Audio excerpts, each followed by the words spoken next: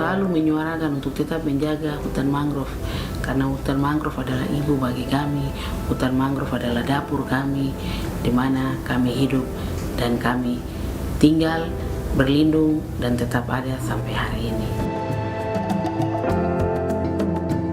Petronella Merauje menjaga dan memperlakukan hutan mangrove di Teluk Yotefa, Distrik Abepura, Kota Jayapura, Papua sebagai sumber kehidupan. Perempuan berusia 41 tahun ini berjuang mengembalikan fungsi hutan mangrove bagi lingkungan dan masyarakat sekitar. Hutan mangrove sendiri memberikan manfaat yang besar bagi kami. Pertama, menjadi kayu bakar bagi kami, pengganti kompor. Yang kedua, dia menjadi sumber pangan laut terbesar yang kami punya. Karena di dalamnya ada kerang, ada udang, ada kepiting, ada ikan, dan itu menjadi tempat berkembang biaknya ikan. Dari situ hasil yang kami bawa, kami olah, kami masak, kami makan bersama keluarga, dan lebihnya kami jual ke pasar untuk memenuhi kebutuhan hidup kami hari-hari. Selama 10 tahun, Petronella melestarikan hutan mangrove yang terancam kerusakan akibat aktivitas pembangunan di sekitar Teluk Yotefa. Bersama kaum ibu dari kampung sekitar Teluk Yotefa, mereka aktif menolak aktivitas yang merusak hutan mangrove. Karena kehidupan di kampung-kampung sekitar Teluk Yotefa bergantung pada keberadaan hutan mangrove. Hutan mangrove juga memiliki fungsi yang besar, yaitu penangkal abrasi pantai. Karena posisi kampung kami adalah teluk, kami ada di dalam teluk yang dikelilingi oleh pohon mangrove itu, hutan mangrove itu. Jadi ketika ada hutan mangrove, maka terbentuklah teluk ini, dan kami masyarakat yang ada hidup di dalam kampung boleh tinggal dengan nyaman sampai hari ini. Tetapi kalau mangrove ini hilang, hutan mangrove ini tidak ada lagi, berarti kehidupan kami terancam punah. Kami kedua kampung yang ada di teluk ini, yaitu Engros dan Tobati. Selain aktif menanam mangrove, Petronella memberikan pelatihan cara mengelola sampah plastik yang dipungut di hutan mangrove menjadi souvenir sehingga bernilai ekonomis. Pemerintah Provinsi Papua mengakui pentingnya peran Petronella Merauje menjaga mangrove di Teluk Yotefa. Hari ini aktivitas Mama Petronella ini sampai dengan hari ini masih tetap konsisten untuk menjaga mangrove, hutan mangrove yang ada, menjaga lingkungan hidup yang ada di sini, mengajak masyarakat untuk membersihkan sampah-sampah, bahkan mengelola sampah itu menjadi benda-benda yang punya nilai ekonomi. Perjuangan Petronella melindungi mangrove bukan hanya untuk menjaga keindahan Teluk Yotefa. Perempuan ini sekaligus menjaga kampung-kampung di sekitar agar tak dilanda kerusakan alam. Bisa melihat contoh dari saya, dan saya menjadi motivator bagi mereka untuk bisa sama-sama menjaga alam dan melestarikan alam yang sudah Tuhan berikan yang ada di sekitar kita, dan juga menjaga lingkungan ini untuk tetap bersih. Karena ketika lingkungan kami bersih, maka kami pun akan hidup sehat, damai, dan sejahtera.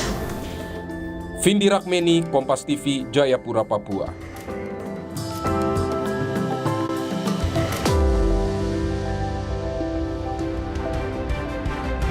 Bagaimana kisah pejuang lingkungan dari Papua dalam melindungi hutan mangrove?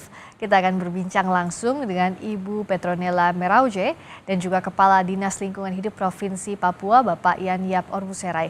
Selamat malam, Mama Nella, juga Pak Yan. Selamat malam. Selamat malam, terima kasih sudah hadir. Saya ke Mama Nella dulu. Saya pengen tahu banyak cerita dari Mama Nella yang menganggap hutan mangrove ini sebagai sumber kehidupan, sebagai ibu bagi Mama Nella. Bagaimana bisa akhirnya melestarikan hutan mangrove ini dan bagaimana perjuangannya Mama Nella? Iya Mbak Rizka, saya ada di dunia lingkungan hidup atau pemerhati lingkungan itu sejak 2010. Di situ saya bergabung dengan satu komunitas yang namanya Forum Peduli Port Numbai Grand, yang diketuai oleh Bapak Freddy Wanda, dan sekarang beliau sudah almarhum. Dan saya melanjutkan jejak yang baik itu sampai hari ini. Kami selalu melakukan pembibitan mangrove, penanaman, dan juga membersih sampah di seputaran Teluk Yotefa, di mana tempat-tempat yang menjadi kawasan lindung dipenuhi dengan sampah, Dan itu kami lakukan sampai 2011 bersama-sama tim, dan saya keluar dari tim itu, saya bentuk satu tim juga, kelompok atas KTH Ibayau, dan itu bergerak sampai hari ini. Saya melihat bahwa ketika orang lain yang dari luar bisa saja datang untuk menjaga alam yang ada di sekitar tempat saya tinggal, kenapa saya sebagai pemilik asli, anak asli di tempat ini tidak bisa melakukan hal itu? Dan itu membuat saya menjadi semangat untuk saya terus ada di dalam dunia lingkungan hidup, di dunia pemerhati sampai hari ini, untuk tetap menjaga hutan mangrove dan juga kebersihan lingkungan di Teluk ini. Mama Nela, sekarang bagaimana kondisi hutan mangrove di sekitar Teluk Yotefa, dan seberapa banyak pihak-pihak yang sudah Mama Nela ajak bersama-sama untuk melindungi hutan mangrove, terutama warga secara swadaya ya? Iya, saya di kampung ada beberapa kelompok yang saya ketuai. Kelompok-kelompok itu saya ajak, ada 4 kelompok yang saya ketuai. Di situ saya mengajak mereka untuk bisa sama-sama membersihkan Pantai Ciweri, kami sama-sama membuat bibit mangrove dan juga menanam mangrove. Terutama saya memberikan edukasi kepada sekolah anak-anak PAUD ya. Kenapa sih memberikan edukasi itu kepada anak-anak PAUD? Karena anak-anak itu harus dididik dan didoktrin sejak kecil, sehingga membiasakan mereka untuk membudayakan hidup bersih, sehat, dan menjaga alam ini. Dan itu akan terdoktrin hingga mereka sampai dewasa, dan mereka juga bisa merubah pola hidup itu di keluarga, lingkungan yang mereka tinggal. Itu yang saya lakukan selama ini. Luar biasa. Yang membuat lebih berbangga, Mama Yotefa juga, Mama Nela juga jadi tokoh perempuan yang berada di garis paling depan untuk melindungi hutan mangrove. Dan betulkah, Mama Nela, ada hutan mangrove yang memang khusus hanya boleh dimasuki perempuan saja? Boleh ceritakan lebih banyak soal itu? Oh iya, baik Mbak Rizka. Di budaya kami di Papua, kami perempuan itu tidak dikasih ruang dan tempat untuk berbicara di para adat. Pendoafi dan kepala suku yang ada di Kampung Enggros dan Tobati memberikan pengakuan kepada perempuan untuk tetap ada di dalam hutan mangrove dan tidak boleh ada di para adat itu. Sehingga hutan itu menjadi milik hutan perempuan. Ketika perempuan ada di sana, laki-laki tidak boleh masuk karena perempuan beraktivitas tanpa menggunakan busana. Oh ya ya. Itu menunjukkan bahwa areal hutan mangrove itu menjadi milik dan haknya perempuan. Luar biasa, dan itu nilai-nilai itulah sehingga ceritanya sampai ada hutan mangrove yang khusus boleh dimasuki perempuan saja ya, Mama Nela? Ya, dan luar biasanya juga Mama Nela ini adalah peraih Kalpataru ya, karena dedikasinya untuk melindungi hutan mangrove. Semangat inilah yang terus ditularkan. Kalau dari pemerintah seperti apa melihat ini, Pak Ian? Tapi yang jadi catatan juga aktivitas pembangunan di sekitar Teluk Yotefa ini juga berpengaruh pada mangrove. Bagaimana Pemprov menyikapinya? Ya, terima kasih. Selamat malam. Selamat malam.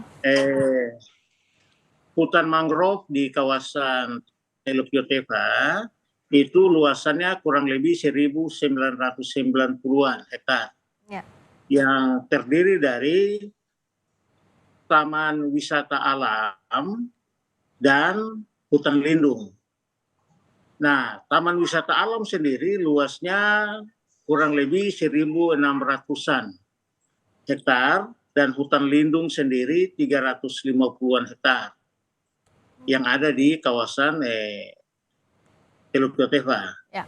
Nah, pemerintah melihat bahwa kawasan ini memang harus dilindungi karena alasan pertama memang karena keindahan, dua karena fungsi dan manfaat dari mangrove itu sendiri.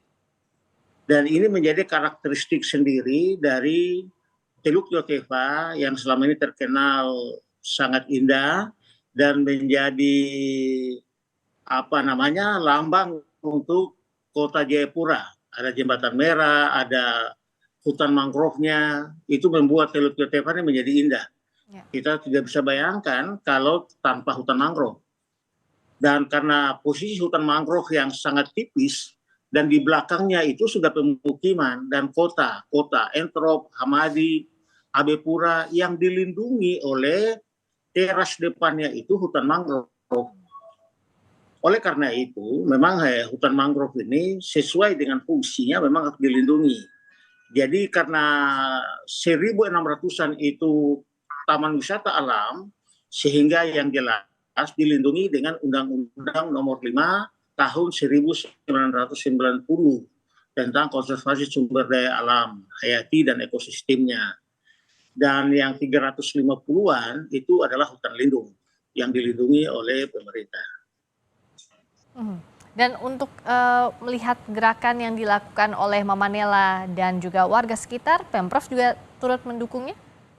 Bentuknya seperti apa dukungannya? Ya, jadi seorang Mama Petronella Merauje menerima Kalpataru itu tidak terlepas dari peran pemerintah Provinsi Papua melalui Dinas Kehutanan dan Lingkungan Hidup Provinsi Papua dengan UPTD KPH Kota Jayapura. Jadi diusulkan oleh KPH Kota yang ada di bawah Dinas Kehutanan untuk Mama Petronella yang aktivitas setiap hari adalah melindungi hutan mangrove, mengedukasi masyarakat, terutama anak-anak untuk bagaimana menjaga hutan mangrove, kemudian juga memberi edukasi kepada masyarakat bagaimana untuk membersihkan sampah, mengelola sampah menjadi barang ekonomi yang mempunyai nilai, dan selama ini menjadi kelompok-kelompok yang dibina oleh pemerintah Provinsi Papua melalui Dinas Kehutanan. Karena itu Mama Nela menjadi salah satu tokoh kunci di kawasan Teluk Yotefa yang selama ini ada menjadi leader garis terdepan bagi mama-mama, bagi masyarakat, pemuda-pemudi untuk bagaimana menjaga keberlangsungan hutan mangrove yang ada di kawasan Teluk Yotefa. Dan juga yang tidak kalah pentingnya bagaimana mengedukasi masyarakat untuk memanfaatkan limbah. Nah, jadi botol-botol plastik dan seterusnya mereka bisa manfaatkan dan merubah bentuknya menjadi mempunyai fungsi ekonomi bagi masyarakat. Nah, untuk mengolah limbah ini saya tanyakan ke Mama Nela, bagaimana memberdayakan mama-mama, masyarakat, pemuda-pemudi untuk membuat kerajinan tangan dari limbah sampah plastik khususnya, dan apa yang akan Mama Nela lakukan ke depannya agar pelestarian hutan mangrove ini tidak hanya berhenti sampai saat ini saja, tapi juga bisa antar generasi, Mama Nela? Iya, salah satu gerakan tindak lanjut yang akan saya lakukan yaitu saya akan membuat festival hutan perempuan tanggal 23 September besok. Itu judulnya Arumbai Tonotuyat. Arumbai itu adalah salah satu perahu yang seperti kole-kole itu, di mana Tonotuyat itu hutan perempuan, dia menjadi wadah. Menjadi wadah bagaimana saya bisa mengumpulkan para pemuda, remaja, ibu-ibu, bahkan anak-anak untuk terlibat penuh di dalam kegiatan itu dan langsung menjadi pelaku-pelaku. Jadi saya akan buat beberapa tenan atau stand untuk mereka dan saya memberikan dana, mereka akan kelola dana itu untuk membuat sesuatu seperti kuliner yang basicnya kuliner ya kuliner. Dia jadikan kuliner saat itu. Yang basicnya keterampilan dia kerjanya keterampilan. Di situ menunjukkan, di situ kami bisa melihat kreativitas mereka dan kesungguhan mereka. Dan di situ saya mau supaya mereka membuka pola pikir mereka, mereka melihat bahwa potensi diri mereka benar-benar ada, bisa dikolaborasikan dengan potensi-potensi alam yang ada, sehingga mereka bisa mengembangkan diri mereka dengan potensi alam yang ada untuk menjadi lebih baik lagi. Seperti itu yang panjang umur upaya-upaya baik yang dilakukan Mama Nela dan semua pihak. Terima kasih banyak sudah berbagi Ibu Petronella, Mama Nela, dan juga Pak Yan atas waktunya di Sapa Indonesia Malam. Sehat selalu, kita berjumpa lagi di lain waktu.